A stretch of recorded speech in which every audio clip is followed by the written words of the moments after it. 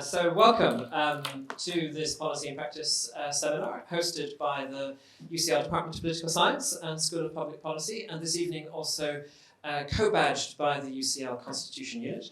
I'm Alan Rennick. I'm Professor of Democratic Politics here in the Department of Political Science and School of Public Policy, and I'm also Deputy Director of the Constitution Unit, and I'm chairing this event this evening, the title of which is Could Citizens' Assemblies Improve Policymaking?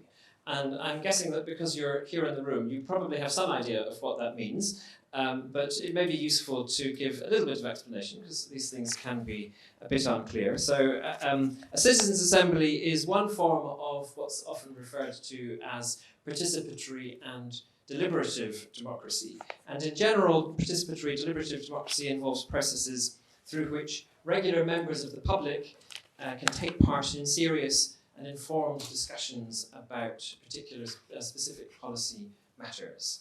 And a citizens' assembly, in particular, is a body of maybe 50 to 150 people, something like that, who are very carefully selected through a process of lottery, so that they're representative of the wider public.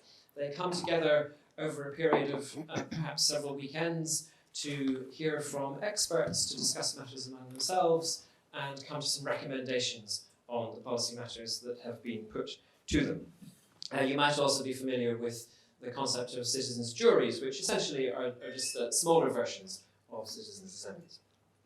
So, these are the sorts of things that we are talking about this evening. And citizens' assemblies are increasingly proposed as ways of improving the functioning of democracy and policy making. But their real-world record is perhaps a little bit mixed. So on the one hand, they almost always generate really high-quality discussions internally. But on the other hand, their connection to wider political processes can be a little bit problematic and difficult, meaning that their impact is sometimes perhaps more limited than in the ideal we would hope. And therefore, careful consideration of just what citizens' assemblies are supposed to be for and how they can be embedded within political systems in order to achieve that is a really important exercise. And that's what this seminar is going to do. And we have just the most fantastic group of speakers in order to help us do that this evening. So our first speaker is sitting immediately to my left and is Martin Wolf.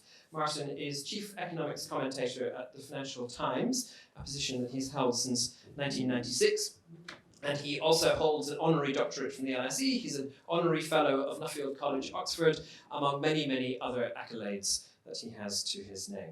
And it was really a passage in Martin's recent book, published earlier this year, fabulous book, I can't recommend it more highly, a book called The Crisis of Democratic Capitalism, in which towards the end of the book he highlights several possible ways of using deliberative institutions to strengthen our democracy.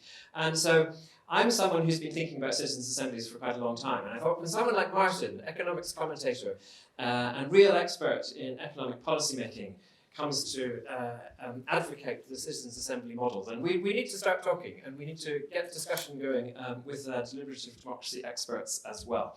So we also have two wonderful deliberative democracy experts. So Sarah Allen, next to Martin, is Director of Climate Programs at Involve, which is a charity that develops, supports and campaigns for new ways of involving people in political decision-making. She is an internationally recognized specialist in public participation in decision-making, with a range of experience in designing, delivering and supporting many different public engagement methods. And indeed, she has run most of the UK-wide citizens' assemblies that have ever taken place, which is quite something. She's also an honorary senior research fellow here in the UCL Constitution Unit. And last but very much not least, we have Miriam Levin, who is Director of Participatory Programs at Demos, the highly influential cross-party think tank. She was previously Chief Executive of Engage Britain, a participatory policymaking charity, prior to its merger with Demos just a few months ago. And before that, Miriam was Head of Community Action for the UK government. She was a civil servant for a period, and in that role she led the government's first deliberative democracy programme, the Innovation in Democracy programme, which organised some local citizens' assemblies, and Miriam did remarkable work in driving through this programme, through the machinery of Whitehall in order to make it happen. So we truly have a fantastic set of speakers this evening. Each of them will give some opening remarks for a few minutes at the start. Then we'll have a bit of a panel discussion among ourselves, and then we're really looking forward to hearing your questions from the audience. Final note before I hand over to Martin. The whole session, including the Q&A, is being recorded, and it will be posted on the department's website and our YouTube channel and our podcast after the event. So that means if you do ask a question, you will be heard in the video, so just bear that in mind. If you want to ask a question but you don't want to be in the video, then find a friendly person nearby to ask your question, but hopefully that would inhibit you from asking questions. And we will, of course, let you know when the recording is available, and we hope you might want to share it with others. So with that, I will hand straight over to Martin Wolf. So thank you very much. It's a pleasure to be here, and I'm sure I'm going to learn a lot from people who've actually spent time doing this. But I think this is a very important issue, and I'm very delighted to be the first of the catalysts for this discussion. So I've got 7 minutes to discuss all this. What I'm going to do is set out why I became interested in this issue, what the problem is, therefore, that this might in part solve, and if we do it, what we might expect and what different ways we might do it beyond ad hoc citizens, juries, or assemblies. And I have a more radical proposal on that. So I think I've started from this. In writing this book, the theme essentially is that neither our economy nor our politics are working very well, and the dominant theme is that those failures are interactive. That's why the book ended up quite large. I'm not going to summarize the book beyond that. Of course, I expect you all, being educated people, to go away and read it. Available in all the best booksellers and as well as online. But in the process, I spent most of my time being an economist looking at what's wrong with economic policy. But of course, it became obvious that there's some very, very deep problems with politics. And that was catalyzed for me by the events that started me writing this book, or being interested in the book, which was 2016, which had two rather large events, the Brexit vote here and the election of Donald Trump. And I sort of felt neither of these things should have happened, and at least I should try and understand why they happened. And so that's the historical thing, and then since then lots more things like that have happened. Just take the recent Dutch election, with outcomes that I don't very much like. Then that leads to the second side of this, which is, can you link this to how economists tend to think about democracy? So I assume, I hope, that everyone here is committed to the principles of liberal democracy. Certainly I am. But we know there is quite a big problem. And there are many, but the most obvious one, I'm not going to talk about electoral system votes, is simply that voters are rationally ignorant. That is to say, acquiring the information needed to make a sensible decision on complex issues like, for instance, Brexit, is very time-consuming and difficult. And since your vote is infinitely likely, or infinitely unlikely, perhaps better, to actually be the deciding vote, really investing in the knowledge required to understand it is not something most people are going to do. And if that's the case, rational politicians will appeal not to your people's knowledge, or even, because they will assume there isn't any there, they will appeal to emotions. And they will appeal to emotions very powerfully, and increasingly over time, as the advertising industry has become an increasingly important part of the political process, that's what we're getting, what the Americans call dog whistle politics. And the results are pretty bad, because when you are dealing with complex issues, rational ignorance can produce very destructive results. So the question is, can you remedy that? I'm not going to go into possible ways of improving the representative process, but another way of doing this is to rely on a different sort of way of selecting people and getting people involved in debate, which goes back to the ancient Greeks, probably to others, but most famously to the ancient Greeks, namely sortition, voting, selecting people by lot.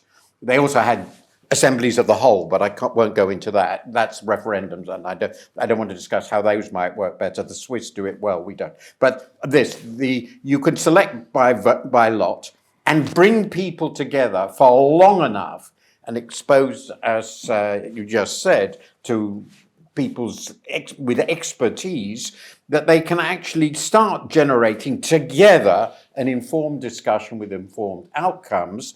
And that might, if conveyed to the public at large in a good and sensible way, influence what people would choose in voting.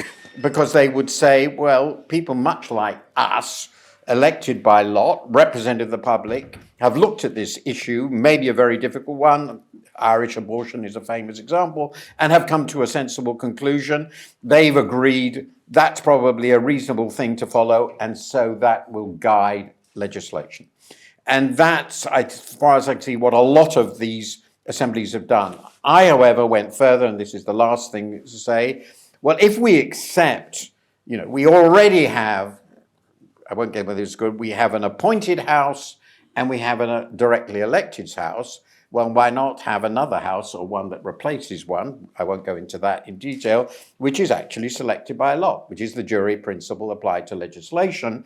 And now there are complexities in doing that, but I think there are a number of things that you might want such a body to do, to investigate some really contentious issues and look at them carefully, advise on whether something should be referred to a referendum and on the motion for a referendum.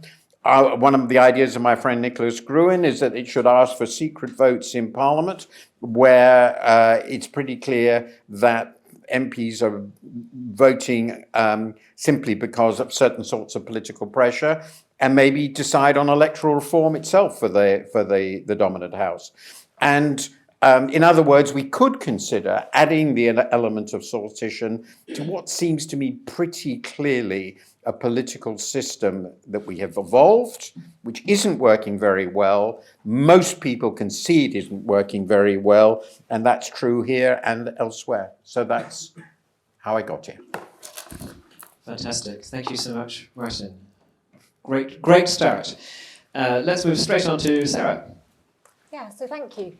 So I broadly agree with what Martin said, and I definitely agree with the idea that citizens' assemblies could improve policy making. You won't be surprised to know, given that I run them. But instead of just seeking to repeat what Martin said, I thought I would pull out 4 key benefits of citizens' assemblies for policy making as I see it that I didn't think Martin would say.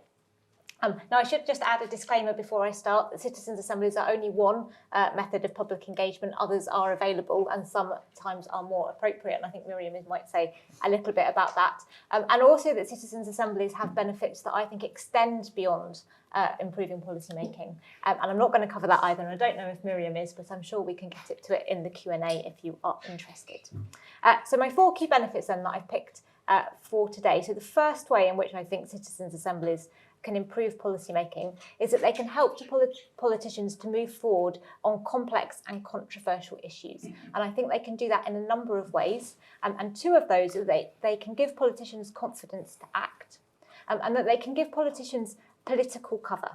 So if you think for a minute about who politicians normally hear from, they tend to hear from people with 2 extremes of opinion, people who really want the thing and people who don't want the thing at all. And what citizens' assemblies do is allow politicians to hear from what we would call the silent majority, the people in the middle who wouldn't normally contact them, and to understand what those people want. And that can be really powerful. So last weekend I finished running a citizens' assembly in Southampton. It was looking at the future of the transport system there, both in terms of how it needs to change for climate reasons, but also what else it needs to deliver. So does it need to be more affordable? Does it need to be more accessible? What would that look like? And transport is a massively controversial issue in Southampton. So one of the reasons that the council wanted this particular assembly to happen was to understand what that silent majority of people including the people on the two edges, but the silent majority as well, wanted to happen, so that when they're making those decisions, they can be confident that they're doing the right thing and doing what people actually want to happen. And that relates quite strongly to this idea of political cover, because as Martin was referring to, also now as they take those things forward, they can, when people object to it, as I'm sure some people will, they can say, well, actually, we hear you, but we asked this reflective group of the population over here what they thought, and they said this is what they want. And that's why we're doing it, which gives them some cover for what they're saying. I agree with Martin that idea of political cover, very helpful for the people in Northern Ireland to be able to pass issues like abortion, equal marriage, as well to Citizens' Assembly to look like very useful. We also saw, so I ran a Citizens' Assembly for 2 select committees in Parliament who wanted to look at the issue of social care funding, which is often very party politically contentious. And they said that having the report of the Assembly allowed them to reach a consensus report. So all of the politicians on the 2 committees signed up for it. And they said that when they were disagreeing, when they were deliberating, the chair of the committee got out the report from the Assembly and said, well, let's have a look at what the Assembly said. And through that, they were able to reach consensus. So very useful on an individual level for politicians as political cover and for administrations. My second reason that citizens' assemblies improve policymaking is that they can result in decisions that work better. One of the key reasons for that is what we call the imagination gap. So the imagination gap is the idea that no matter how well-intentioned a team of policymakers are, it is very difficult to imagine and put yourself in the shoes of someone who has very different life experiences to you. Now, that's an argument that's usually used for other methods of engagement that perhaps work particularly with vulnerable and marginalised groups, but it is an argument that works for citizens' assemblies as well. So a colleague of mine has just been running, for example, in Northern Ireland, a piece of work with the systems operator in Northern Ireland. So that's like the equivalent of the national grid over here. And they have a challenge, which is in the coming years, Northern Ireland is going to produce an awful lot more renewable energy. And that means that they need new energy infrastructure. So they need new power stations, they need new pylons. And then the question becomes, of course, well, where do you put them? So they convened a sortition-based method, not quite a citizens' assembly, but very similar, of people in the area where these pylons and power structures stations would need to go.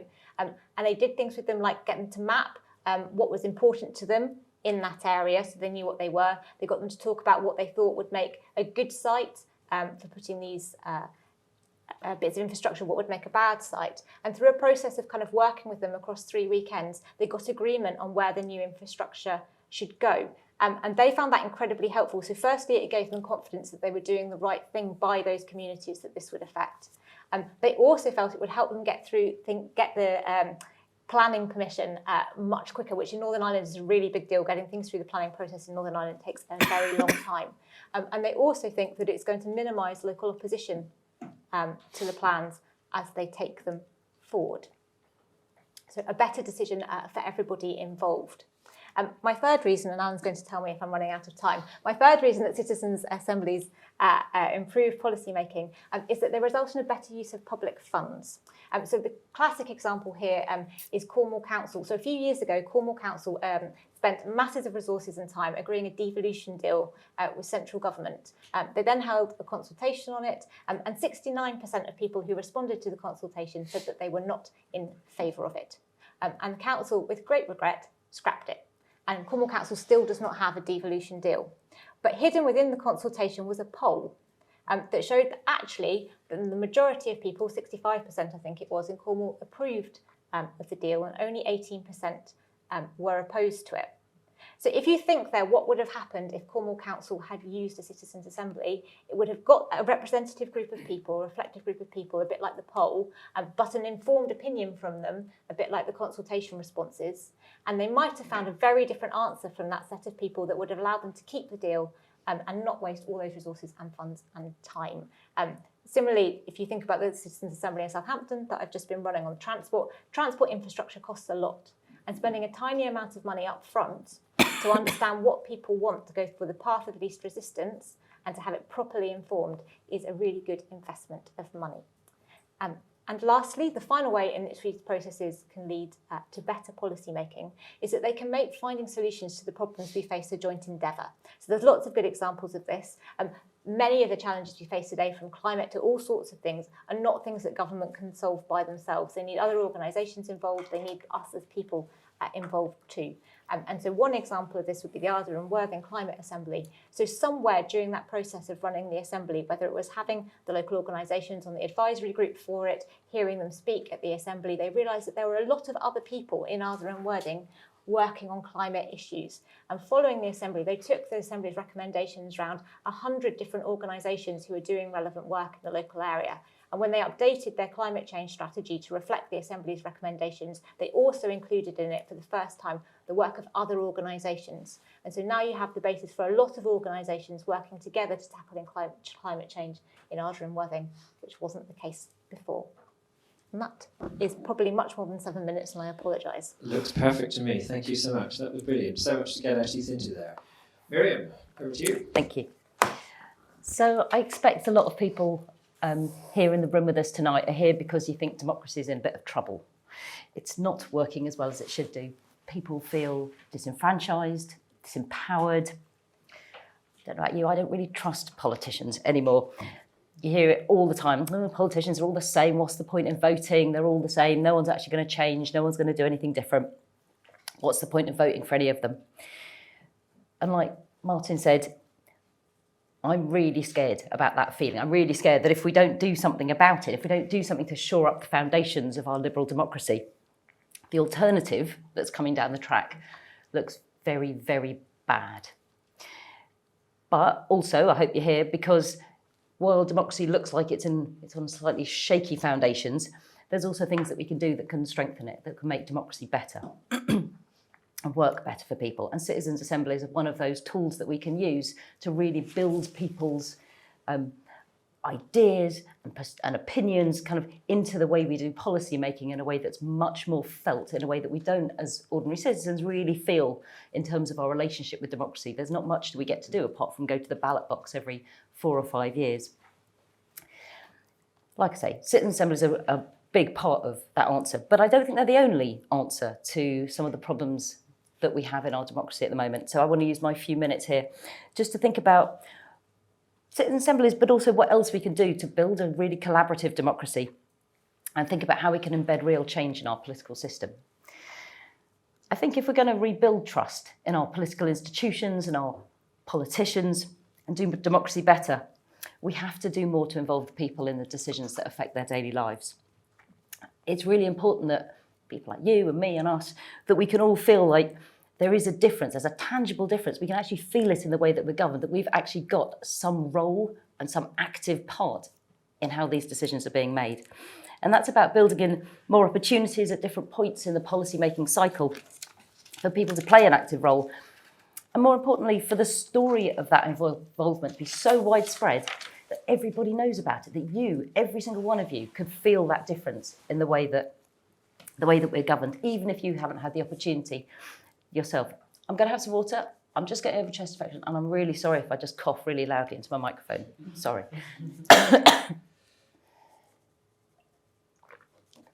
Cool. So citizens' assemblies have got a role to play in that, but they're not the only tool. And sometimes I actually don't think, sorry to be heretical, I don't think they're always the best tool to get to the answers that we need. Just to make sure, I don't know what the best tool to make sure that we're asking the right questions, or indeed for coming up with some of the policies that you might need to create in order to tackle some of those huge problems that we're facing. So what I'd like to do is talk through 3 points in the policy-making process where I think that greater participation could make a real difference to the way people feel about democracy, as well as improving policies that are made and increasing trust in politics. And those 3 points are in agenda setting, in coming up with policy solutions to tackle some of our biggest challenges, and then reviewing whether the policies created actually did what they were intended to do and improve things for people. So firstly, on agenda setting. So that's where I think citizens' assemblies come into their own. Through deliberation, I think people can help the government to determine the questions to answer that really matter to people. So every government comes into power on the back of a manifesto, But often on the big issues like immigration or the environment, government tends to ask the wrong questions, or at least ask questions that only appeal to a really small sliver of its electorate or to its supporters. A representative citizen assembly, on the other hand, can really get to the heart of what all voters care about, exactly like Sarah said, talking to the silent majority, the people who aren't out there with placards all the time, who aren't going to write to their MP, who aren't turning up to town hall meetings. That's most people. And really understanding what they care about, that's got to be part of the driver for the agenda of this country. And if you talk to those people, what you end up with is a different priority list than one cooked up by government alone. So, as evidence of that, when I was at Engage Britain, we ran a citizens' assembly on health and care. And we asked our participants, of all the many, many things going wrong in the NHS and social care, what should be tackled first? Now, staffing was number one. Not really a surprise, that is on everybody's list. But the second highest issue that they prioritised was the poor communication between the NHS and patients. Now, that issue that people really viscerally felt every day, they said is experienced by millions of people across the country. Everybody has a story about it. It's not on the political agenda. It's not on the NHS's agenda, despite it being the biggest source of complaints to the NHS. So it really comes back to, you just got to ask people, you've got to talk to them, you've got to bring them into the conversation, find out what really matters to them and fix that. And then you're getting somewhere in terms of actually listening to what your public really needs and wants. The second place where I think we can build participation into policymaking is coming up with the policy solutions. So on this one, actually, I don't think citizen assemblies are the best tool in the box to get to that, get to those answers, get those real implementable, practical answers that are going to make a difference to people. And I think that's because designing policy solutions isn't something the public can do alone. To come up with really good solutions, you need to bring together all the different people that are impacted by that problem. That means the public, in many cases, but also people working on the front line and their managers and decision makers and the people with power and the experts and the policy makers. And it's the dialogue between all those different perspectives with an equal place around the table to have that discussion that allows the collective to come up with solutions that are actually going to work for all parts of the system. It's about having the people in the room with the power to do something about the problem alongside those who face the problem and those who are working on fixing it every day on the front line.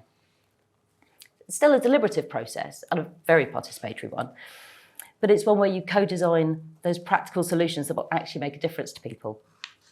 And having people with power as an equal part of that process means that you should be building buy-in to getting those policies implemented right from the get-go, right from the beginning of that process.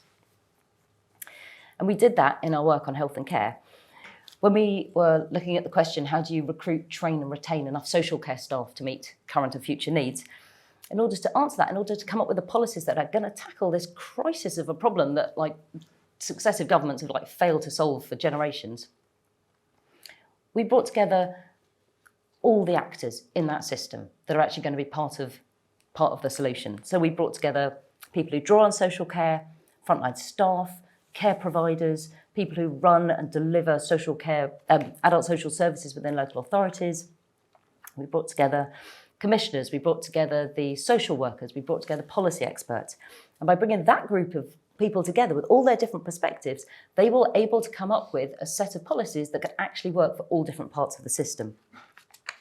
So we brought them together over 6 months. We ran 8 co-design sessions, and they developed a policy package that had a range of solutions that would make a difference, from everything from quick wins. So they had ideas like a green badge parking permit for care workers, to massive structural changes like pay parity with the NHS. The whole point being that you have to bring all those different nodes of knowledge together in order to come up with solutions that are actually going to work for people across the different parts of the system. Lastly, the third place where I think that citizens should be involved in the policy-making process is in reviewing policies after implementation. And that's not something that we talk about very much. Usually there's a big fanfare when a policy is launched, and then it kind of happens somewhere out there in the public, and then we don't really hear from it again. And everyone just kind of fingers crossed that worked okay. It's not often that they're actually audited off, they've been put into practice. And more importantly, if they are audited and things aren't going terribly well, or you've had some bad consequences or some unintended consequences, which is really quite often, where's the feedback loop to then improve the policy and just change it a bit, tweak it a bit, do it a little bit differently, or indeed, as usually happens, once the policy's out there, it's like, well, that's kind of it until government government changes or it's very quietly dropped. But what would it look like if you brought together a randomly selected group of citizens who were the intended beneficiaries of that policy change, and they were tasked with reviewing how effective the policy had actually been? Again, I don't think it's a citizens' assembly that needs to do that, because it would involve really specifically the people who are going to be impacted by whatever policy area was under consideration. So, for example, if it's education policy, bring pupils and teachers together to look at, well, actually, did that work? Did that actually work for people? Did it actually make a difference? And, have a look at it 1 year after implementation, 3 years after implementation, and most importantly, then feed back and allow that loop to make the policy better if there were changes needed. The principles of random selection and the time to deliberate, which are common to citizens' assemblies, absolutely are key here, but it doesn't necessarily have to be random members of the public. It's most specifically the people who lives should have been improved by that policy. So what I'm saying is, I don't think we should focus on any particular tool, not citizen assemblies, not co-design, not citizen auditing. We should be open to using whatever tool is actually going to make a difference, the one that's actually going to be right for the job. Some of them are quicker or cheaper than citizens assemblies, but all of them could be institutionalised. All of them could be built into the way that we do government and do democracy. But I think what underpins what I think we're all saying here is that we have to find the way of embedding citizen participation into our modes of governing. Not as one-offs, not as a really nice thing that was done and we ticked a box and then that's it, job done, but actually making sure that we're fundamentally shifting the role that citizens play, so we're structurally involved in the decisions that affect us. To do this, I think there's so many barriers that's actually going to stop this happening, but there has to be the will to share power more equitably between those who govern and those who are governed. A big part of that is finding the politicians who are open to finding new ways of engaging with those who voted for them and those who didn't vote for them. Those who want to involve people to find a way through the massive challenges facing our country. Those who are interested in building consensus around solutions that the public will get behind. And I really hope there are politicians from all parties who'd be interested in that. We have to find the ways to make it possible for politicians to be as bold as they came into politics to be. Thank you. Fantastic. Thank you so much, Miriam. Lots more to cogitate upon there, and congratulations also on battling against the bad throat. That was, yeah. Good. So I'd like now so we'll have a little bit of panel discussion before we move to your questions. And I'd like initially really to ask each of you to respond to each other. So anything you'd like to say in response to the other speakers, it would be very interesting to hear. But in the course of doing that, I'll maybe ask each of you a particular question as well. So Martin, starting with you. So anything you want to respond to is great, but I guess particularly just listening to what you said and what Sarah and Miriam have said, it sounds like there's a very strong case for using these kinds of processes in order to improve policy. So why is it that there aren't more people like you who are convinced of that case?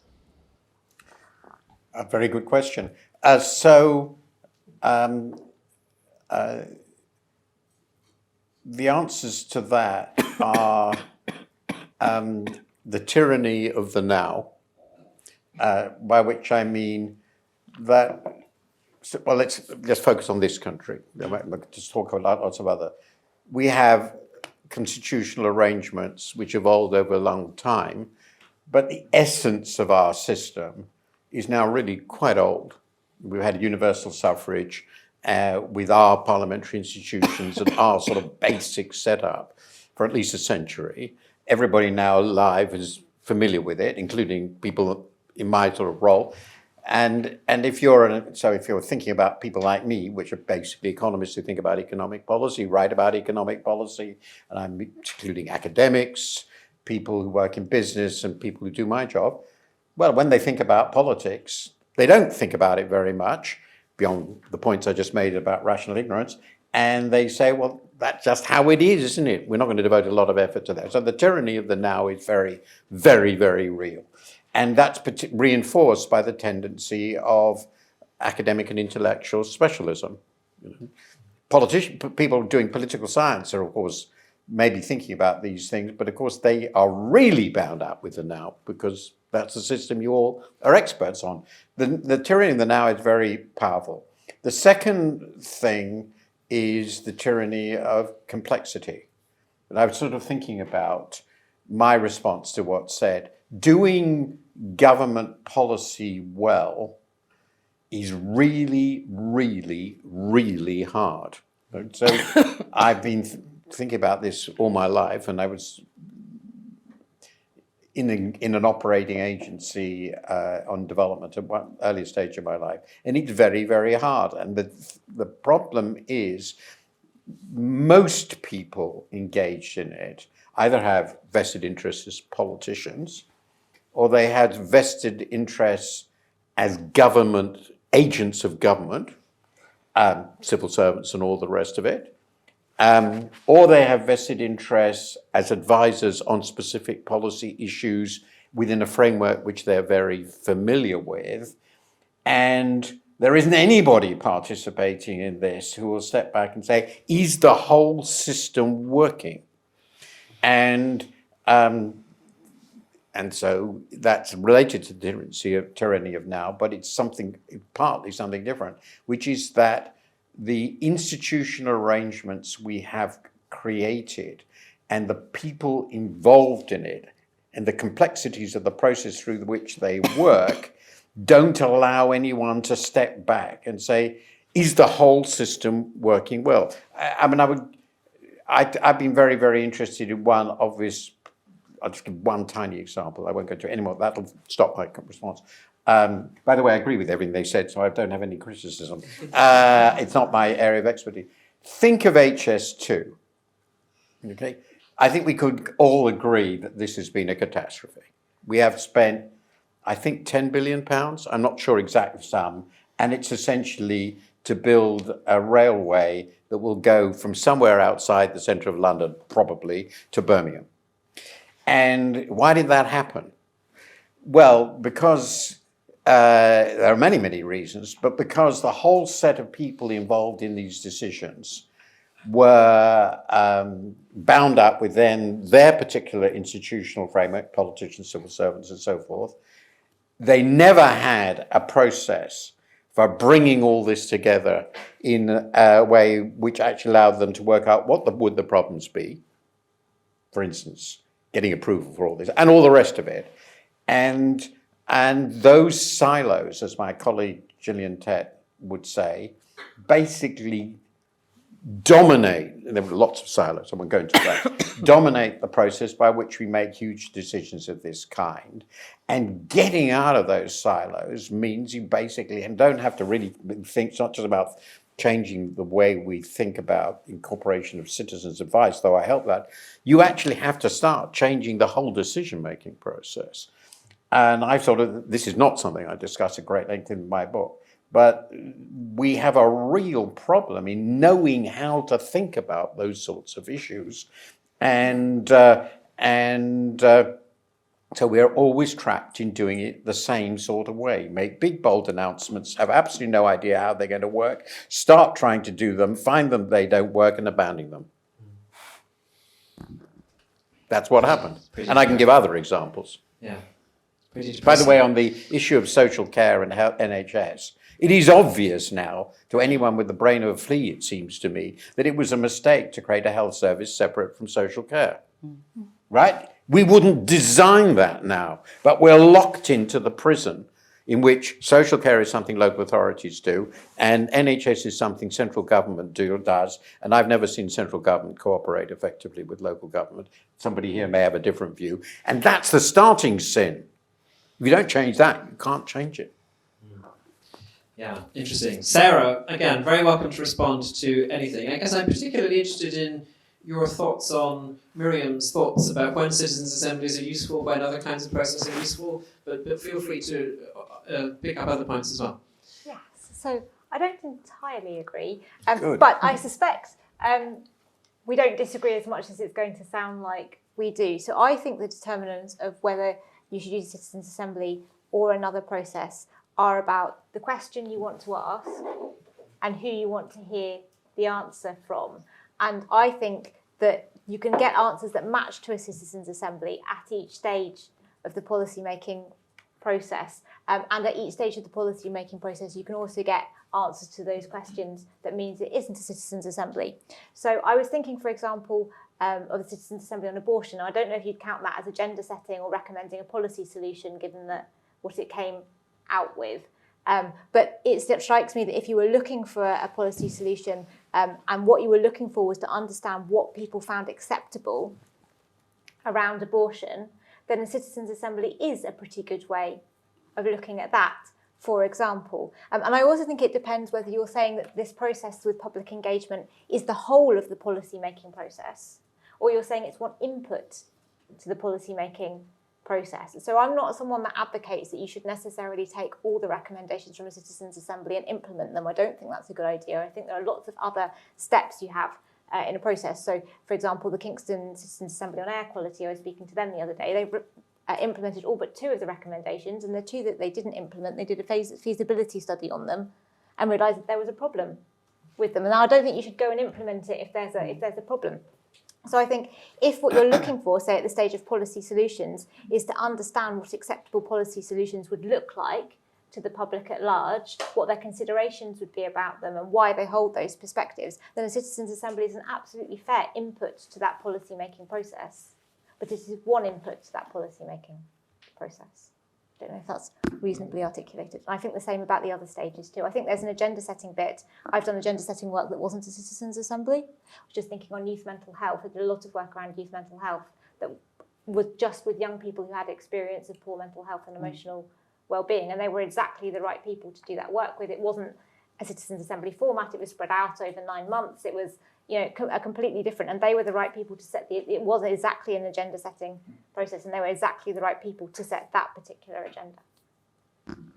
We should perhaps just explain. We're talking about things that are citizens' assemblies and things that are not quite citizens' assemblies. So in the way we're talking about it here, a citizens' assembly is in particular something that is representative of the population as a whole, or at least the adult population as a whole, whereas we're also talking about other deliberative processes where you get people involved in discussions with each other and hearing from experts, but they're representative of a particular segment of the population rather than the population as a whole. Is that Sarah? You're looking a bit sceptical that I quite captured it. That is, and I think a citizens' assembly is also a particular format where people come together for different lengths of time, but there's essentially 3 stages to it. So they learn about the issues from each other. That's a really important part of it that often gets overlooked, and also from specialists and also from potentially lay speakers, so other members of the public with particular experiences who come in to talk to them. And they then discuss what they think and they reach a set of recommendations, and that can repeat a few times during one process. But the process, for example, around mental health that I was thinking of that we ran, didn't have people coming in to talk to the young people, really, because the whole point was that the health system and the council wanted to know what the young people's view were about the key challenges they faced in relation to their mental health and what they saw as potential solutions. Yeah, that's very clear. Thank you. Miriam, feel free to respond to Sarah on those points. I guess I'd also be interested to hear your thoughts, if you want, on Martin's proposal for a kind of 3rd chamber of Parliament that is a deliberative, a chamber of the people. Absolutely.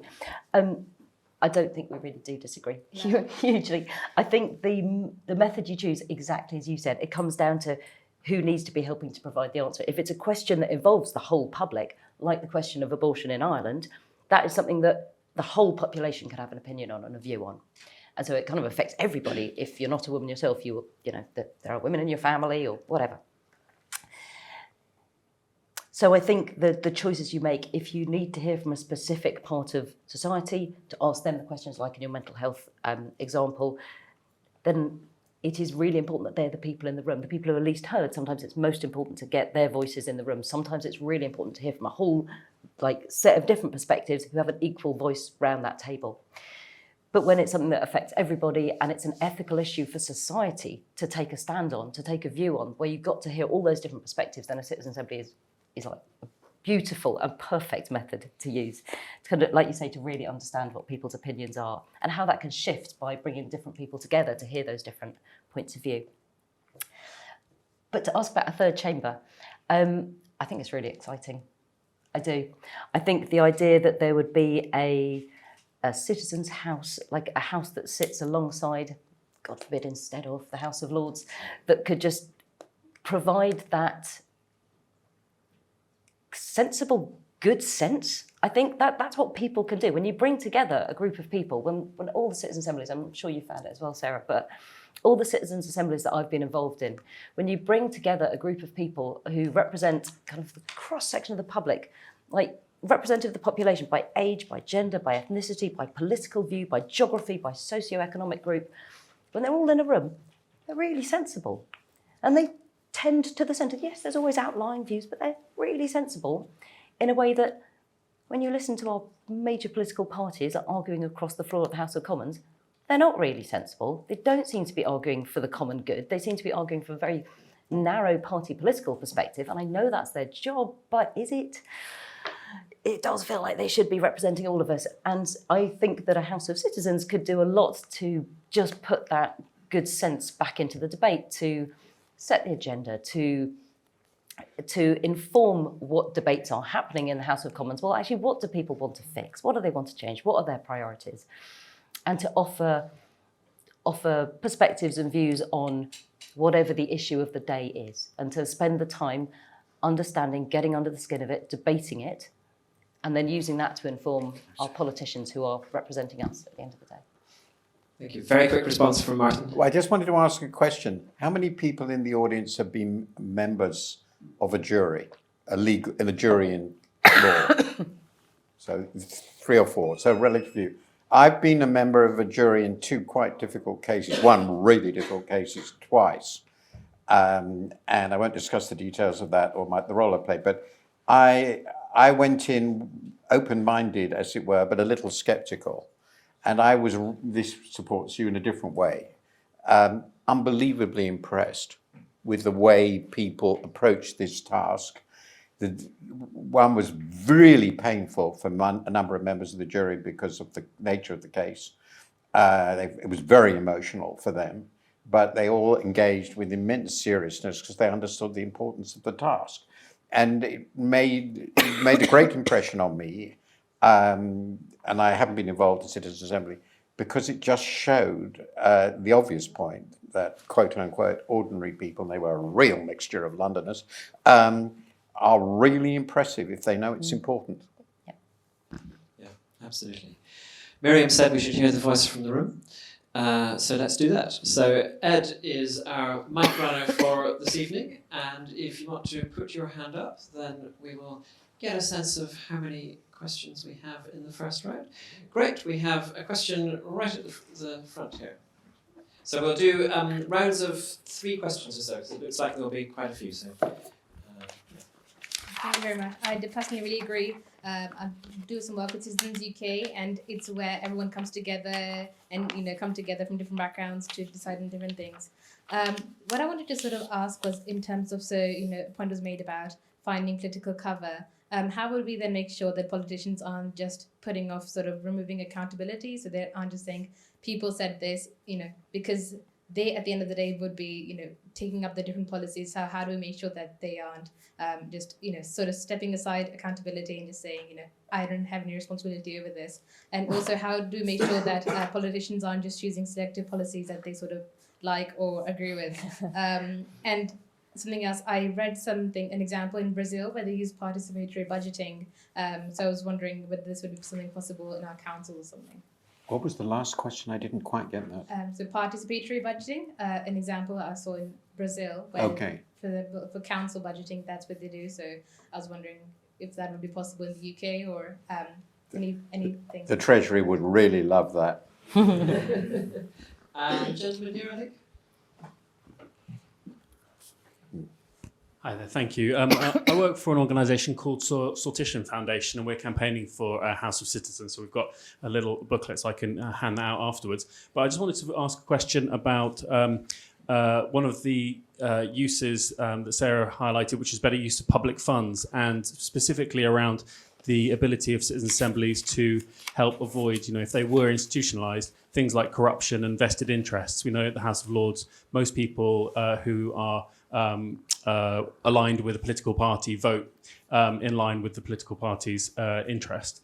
And then the other question I kind of wanted to touch on was around the selection of experts and witnesses. That's a question that often gets raised around citizens' assemblies as a point of, where people are getting information from, who selects those witnesses, who selects those experts, and obviously those witnesses can also be people who are stakeholders or impacted by those policies. So just any thoughts on how that could be communicated?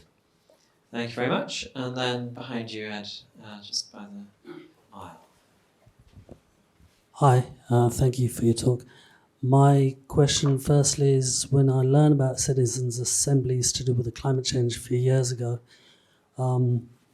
being probably me for the last 10 years, one of very few ethnic majority that actually attends any climate change events, I started to think how these assemblies selected.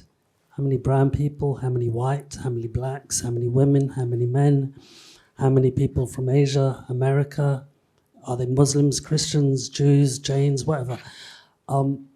If it's a closed house, then straight off the bat, I'm not trusting it. Not at all. Because I don't, if I'm going for a system which is to counter the system that's not working, and that system's a closed shop, then I'm not going to trust it, right? And to do with the climate change, I can definitely tell you that climate change assembly is not working at all. Because the rhetoric that I see all the time is we need to transition to these products and renewables and stuff that most people can't afford. You've got campaign groups actually against these in the UK now because they're going to steal land that's necessary for growing food. Look at the absurdity of covering land with solar panels instead of potatoes. And then the next thing is to do with the fact that if these assemblies were really representative, they'd actually be asking, where are the ethnic people? Because the only people who are so connected to the resources for our green solutions are the people from the global south. How many Africans are there? How many Indians? How many Western Papuas? If it's really purely sovereign, independent selected, firstly, I need to see it full transparency and who is choosing the people to come into the group as well. That's important. And then the last thing is about the climate change. Where's the transparency in that? It's not working. It's not representing the global ethnic majority of brown and black who are in the UK. Thank you. Thank you very much. Really important question. Sarah, I think quite a lot of that might be for you. You were the person who first used the phrase political cover, so that relates to the first question. And then we've got various questions about the kind of technical processes as well. Yeah, shall I go for that in reverse? I'll go for it in reverse order and then pick up what I missed. So how are citizens' assemblies selected? So they're selected through a process that's known as sortition, and that starts with selecting addresses randomly from the Royal Mail's postcode database. If we take the example in Southampton just now, we wanted a citizens' assembly of 40 people. We sent out 8,000 letters to addresses randomly selected from the Royal Mail's postcode database, slightly weighted to more deprived areas because we expect fewer people to respond to the letters from those areas. So then when you receive a letter from your house, you can reply to the letter either by phone call or online. We also did some door knocking in Southampton as well to boost uptake, which worked really well, actually. No, Miriam. It worked really well. So people reply and you get a response, and that response, that initial response from people is skewed. So it's skewed in all the ways you think it would be. It would be more white, more educated, a bit older, all of those things. But you've got so many responses that when you put them into a computer and you ask it for a sample of people that reflects the population of Southampton, you have enough people to get a group of people who reflect the population in Southampton in terms of all the criteria you've asked for. So as Miriam was saying, very standard, we would always have age, gender, ethnicity, we would always have disability, something to do with educational attainment or occupation, and then for a climate change one, we generally have something about attitudes to climate change. We have political affiliation, we often have something to do with trust in government and where in the city they come from. So your answer to how many people who are not white would be an assembly would be at least the number that reflects the presence of different groups within the local population. And often, if it's a small number of people, you would over-recruit a little bit because you don't want people to drop out and then that group to end up being underrepresented. So that's how the initial process for sortition works. In terms of what you were saying about affordability, so I actually find that affordability is a really strong thing that comes up at assemblies. It's certainly one that's come up very strongly in Southampton. One of people's key considerations in Southampton about the future of transport they wanted in the city as it relates to climate change was it going to be affordable for everybody? Also, was it going to be accessible for everybody? So I actually find that those sorts of considerations are things that definitely do come up in the climate assemblies that I've run. In terms of representation from the global south in assemblies, so I think generally it depends on what the assembly is looking at. So the Citizens' Assembly, the Climate Assembly in Southampton, because it was about what happens in Southampton, the membership was drawn from people in Southampton. Now that doesn't mean that they can't hear evidence from people from the global south, but because it was a decision about the city of Southampton, it was from people in Southampton. When it was the UK-wide Citizens' Assembly, it was people who live UK-wide. There has been a global assembly on climate change, and that was representation from across the world, including from the global south. I don't know exactly how they did that recruitment, but it was incredibly diverse. So that's how the recruitment works at the moment. Questions from the Sortition Foundation, who actually do our recruitment for us. Hello. Complaints to the gentleman over there, in fact. Corruption and vested interests. So actually, I think what's really different about the people who take part in citizens' assemblies is that they have no interest in having power. That's the key difference. That if you're a politician, I mean, we can blame it on on politicians if you want to, but actually it's a system. If you're a politician, your job depends on being elected at the next election. And so, of course, you have an eye on that, right? And you probably believe that it's actually really important that your party wins because you believe your party is right and the other parties are not right, generally speaking. Whereas if you're a member of the Citizens' Assembly, your only interest is in getting a solution that's right for your city as you see it. And so I think that's how I see the difference. Who selects experts and witnesses? Shall we leave some bits from Miriam? Oh, sorry. I'm conscious Can that you do political cover? you have wonderful expertise in all of these things, but I'm just conscious I'm of so time. sorry. Don't worry. Do you want to Finish pick up the experts point and about political cover? Because I think that was picking up what you said directly. I don't mind. You can't do expert. Okay. You're better Well, also I'll do expert very briefly. I'm so sorry. Okay. Expert. I just felt that question. He's left, hasn't he? But I felt his question deserved a full answer. So, who selects experts and witnesses? So the answer is an advisory board. So you get an advisory group that's itself reflective of the issue, and they select most of them. But generally, at citizens' assemblies, we try to leave a space for then, once people have heard the evidence that we think, or the information that we think they should have, that they can select some speakers themselves. So the information that they think is missing, that they get to ask for it. That'll be answered. That I'll leave you political cover, and I'll come back if I feel it hasn't been answered. Yeah, I think the question about political cover is really interesting, actually. But I think the important thing that I would say is that citizens' assemblies and other deliberative and participatory methods, they're not about replacing representative democracy and our political system. They are about shoring it up, about strengthening it, about making it more accountable to all of us, to all of our voters, all of us as voters, and to the whole public. So it's not about saying that politicians don't have to take final responsibility for any decisions. They do. The political system is such that they will have to pass the legislation, they will have to debate it. But actually, I think it is only a good if they can make those decisions having heard from a representative group of citizens who have really had a chance to debate and discuss and reach a consensus, often on some really difficult and contentious issues. It's not about providing cover, it's about going, look, this is what your people think. This is all of your voters, or not even all of your voters, all of your possible electorate. This is what they think. This could really help you. And actually, I see that as a positive, not as a way of like politicians abnegating responsibility for their job. I hope it would only make their job better and easier and better for all of us, because we actually hear our perspectives and our views and our thoughts kind of being reflected back in the decisions that are being made by government. Martin? Yes, I think there's one very important point which has come out, particularly in the discussion on climate. I think the gentleman who asked the question is no longer here, but it's a very, very important. Ultimately, and this follows exactly from what Miriam said, the recommendations of Citizens' Assembly, or even a house selected by sortition, would be part of a political process that must be worked out and implemented finally through institutions of governance, if it's a political process.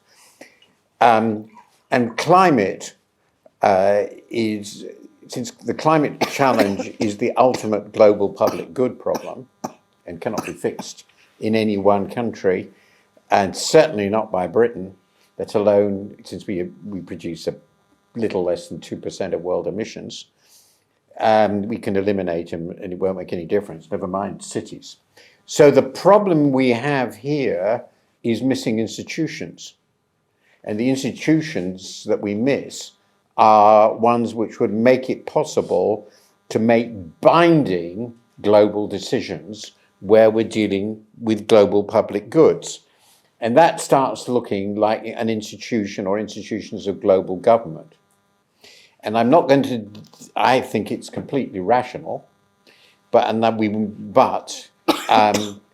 this is really important, we don't have it and we won't.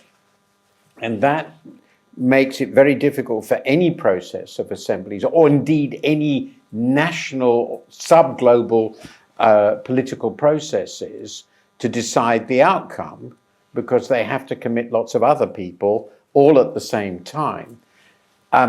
So we could have a global assembly looking at this and coming to sensible solutions, but to be effective, they would have to change the decisions made by, at the very least, 20 governments, I can give you the list, whose countries produce most of the emissions. And as we've just seen in the latest COP28, they don't work. So, but the problem here, there's another dimension to the fact. It's a global public good. It's also an intergenerational public good. So there's a missing generation in these processes. Namely, everybody will be affected by this 70 or 80 years from now isn't even born. Now, I think it would be wrong then to view this as a failure of the assembly process. The assembly process is limited by the institutional structure within which ultimately decisions are made. And in our world, they're made at national, local, into a very, very limited extent, supranational level, and the only really working one is the EU. And for that reason, we can't handle this problem. It's not a criticism of citizens' assemblies, which can only operate in certain contexts, in my view. It's a criticism of our failure, quite understandable given history, to create institutions that operate at a global level, which can deal with that, which can actually effectively deal with global problems. And while climate is the biggest of those, there are plenty of others. Let's do another round of questions. The lady at the front didn't get an answer about participatory budgeting. Can I answer? Very quickly. Very quickly. Some councils do use participatory budgeting. In Scotland, they use it a lot. They have a target to spend a certain percentage of their budget by participatory budgeting. There's a study by the UK government that tried participatory budgeting in lots of areas and found it to be a very good thing, and look it up if you are interested. Great, thank you. I can see 3 hands. Now I can see 4. So gentleman right at the front. Yeah. Thank you. I like the idea of a House of Citizens, and I expect a lot of people do in this country as well. How do you propose that we get there? And just behind. Thank you. Thanks, everybody. It's been super inspiring to listen. Just on Martin's last point, I mean, there have been global agreements, Martin, drawn up by various supranational governments coming together, but they just don't implement them, which is a huge problem. Because they're not government. They're not. Well, national. There isn't a global governance framework that it can implement global agreements. For sure, there's not, but they have been signed up as parties to agreements, which they then don't implement, which of I course. think. But which goes to my question. That's the whole point. Yeah. Which goes to my question about political structure and the institutional systems that we have. And my question is, based on what you're saying, the power and the value of citizens and deliberative democracy is very clear to me. How do we because I think this idea of vested interest and lobbying is what toxifies the political landscape. How do we convince politicians, and maybe more importantly, how do we convince the general public, where I don't think there's a lot of awareness around deliberative democracy? What steps do we take to make those changes, and how optimistic are you that we can do them in the time which really, is not a lot of time left to us before we head over the cliff? Thank you very much. And behind here? Ooh. Thank you very much for the talk. So I have two questions. The first one's going to be a bit technical, so hopefully it won't be too much. I was actually very worrying when you answered about the initial process of how you actually select people, right? So first of all, for me, it screams selection bias. So I think that's something that I would maybe like to talk to you. I would like you to explain it a bit more, how it actually works, because I think you're really selecting people who are actually willing to participate and actually willing to engage with the process of politics. Yeah. So how do you actually make sure you're getting people who perhaps don't want to but have equally valid claims or opinions? So next thing also, therefore, do you think that these assemblies should be mandatory, like a jury duty? Do you think that's reasonable? And also, what are the costs associated with that? In a sense, should we compensate people if they do? And also, another last technical thing is, how do we determine the 40-member size? It seems very random. So how would you determine the optimal size of a citizens' assembly to really well reflect the sort of the people's opinions? And then lastly, very briefly, just one brief thing is, we talked a lot about positive things. I want to hear what are the limits to the assembly. So we've heard maybe perhaps foreign policy issues we wouldn't like to give to an assembly, maybe participate budgeting on defense, maybe we wouldn't like to give. So what are the limits to sort of where we could use assemblies? Thank you. And can we squeeze in one more just behind you again? Thank you. I've got another question about the Citizens' Assembly, specifically the third chamber in Parliament. How do we ensure that policymakers and those in government would actually listen to a third chamber of Parliament? Like MPs oftentimes don't really listen to their constituents, just look at Matt Hancock and going to I'm a Celebrity. How do we incentivize policymakers to actually...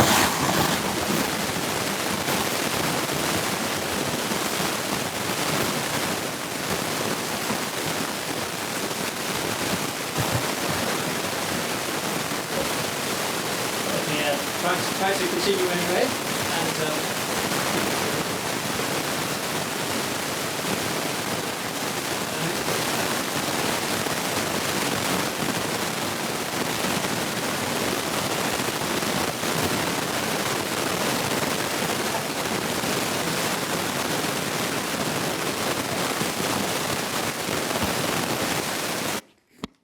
That's mine. There we go. What did you do? Talk too much.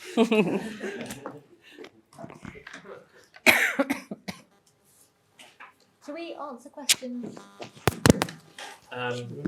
Looks like we're now good again. Yes. I was going to say you have 2 minutes each. You now have about 1 minute each as a result of that small intervention. So please, those were all great questions, and it's great to have them on the table, but we won't be able to answer all of them. So Miriam, then Sarah, then Martin. Choose what you want. 1 minute. Okay. Selection bias, that's a really interesting question. Nothing is perfect. There is no perfect system. This is as good as it gets. And until it is mandatory, or if it became mandatory like jury service, you wouldn't have the self-selection bias. But until that point, yeah, you're going to have people who go, yeah, I'm interested in this. But the really interesting thing is the citizen assemblies that I've been involved in, the people who have put their hand up aren't your usual suspects. We've asked them, do you normally go along to your town hall meeting? Have you ever written to your MP? And the answer is, for many people, I think it was about 65%. In the one that we did on health and care, the answer was no. So I think we're doing pretty well at getting people who wouldn't usually be in the room. But nothing is perfect. But I don't think we can let the perfect be the enemy of the good on this one. And the limits to assemblies, I don't think it's on topic selection. I think the public are capable of discussing and having an informed opinion on basically anything. I think the limits are how far politicians listen to them. That's the problem. It's a tool that is only as good and as valid and as useful as what comes out the other end of it. The policies that come out the other end are going to be listened to and implemented. And until that's done, they will just be a good tool. Sarah? Agree with what Miriam said. Yes, I would be in favour of it being like jury service personally. We do compensate people for their time. So I think people come, the other thing to add, you also get people who don't vote. Like, the other thing to add is that people come along for lots of different reasons. Some come along to have a weekend away from their children.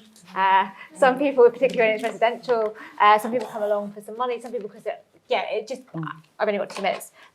So yes, 40 people have a choice with the amount of budget you're given about how long you need people for to be able to properly consider the issue and how many people you have. They're your 2 main variables, so you try and hit a balance. How do we ensure policymakers would listen to a third chamber? We put it in its constitution, its rules when it's set up, so they do not have a choice. And Martin? Yes, on the last one, my house has had a blocking, at the very least, a blocking possibility like the Lords, they would listen to them because they have to. On the really big question, how do you bring about this sort of political change and certainly within reasonable time, I personally don't have a really good answer beyond looking at how political change has been brought about in the past.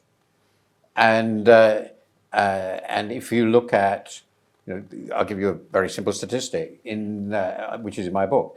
On the standard measures in 1800, there were no democracies, 0. By I won't go.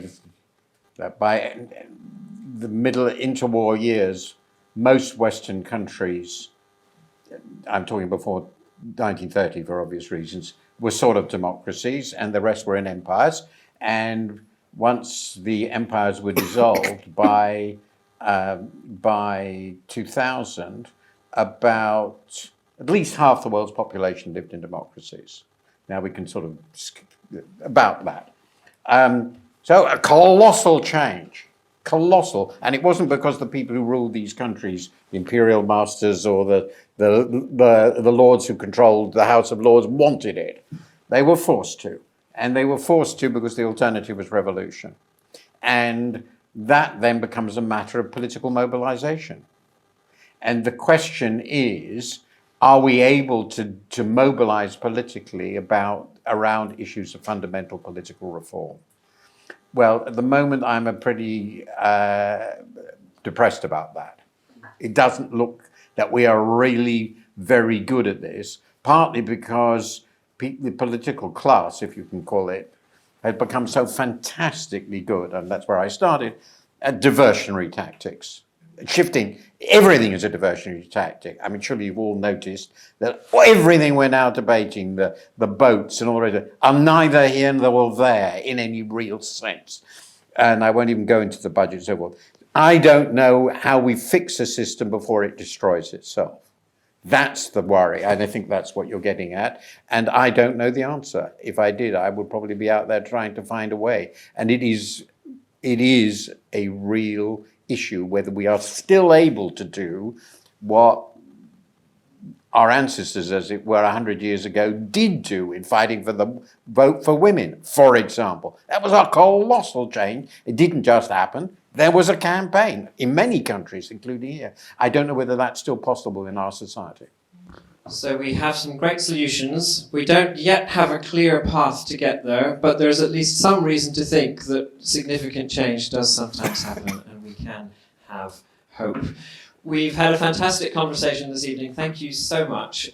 Before I ask you to join me in thanking our speakers, let me just say that this is our final event in the Policy and Practice series for this term, but we will be back next term on the 11th of January when we have an event called Wartime Diplomacy, Perspectives from a British Ambassador to the Ukraine.